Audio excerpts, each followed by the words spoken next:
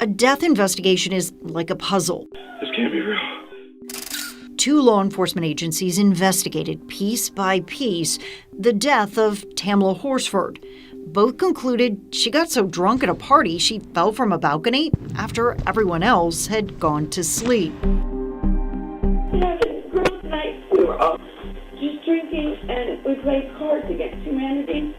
But her family insists that narrative doesn't solve the puzzle. You get all this information and you go, wait, nothing makes sense here. Ralph Fernandez, the attorney for Tamla's husband, says he's gone through the evidence, every interview, document, and scene photo.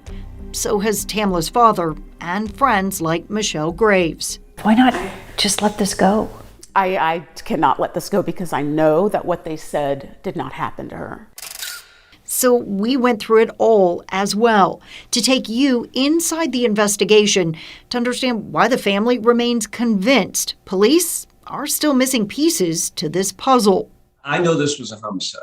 The problem is I can't pin it on anybody because I don't have a badge and I don't have a gun. We also got access to something that is not in the GBI's report. For the first time, the family is making their independent autopsy public. In it, Dr. Adele Shaker says the dislocated wrist mentioned in the GBI's report is actually a compound fracture.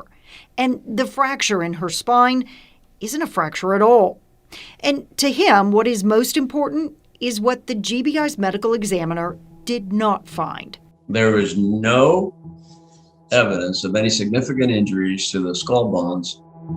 In Dr. Shaker's report, he says the lack of broken bones in Tamla's skull make him skeptical that she died falling from the second story of a building. Now, at first, deputies on the scene seemed to agree. They showed us the mulch and the rocks in the mulch and showed where, she tripped and fell over this little garden border. From the homeowner to the detectives, there are statements pushing back against the idea Tamla fell from the porch. If you went to brace yourself with your left hand, there ain't nothing there to brace yourself with. Yeah. And you spin, you know what I'm saying?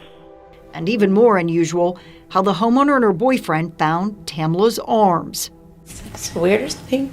She was face down, but her arms were down she just face planted is the best way I can describe it. So her arms were by her side? Yeah, they were by her side, palms up.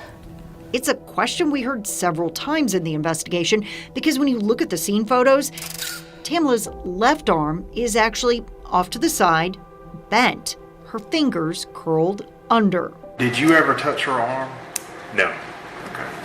Did you see anybody touch her? No. Other than you? No. To this day, police can't explain the discrepancies, at least not in a way that makes sense to the family. They say despite the yellow crime scene tape, Tamla's death was never treated like a crime.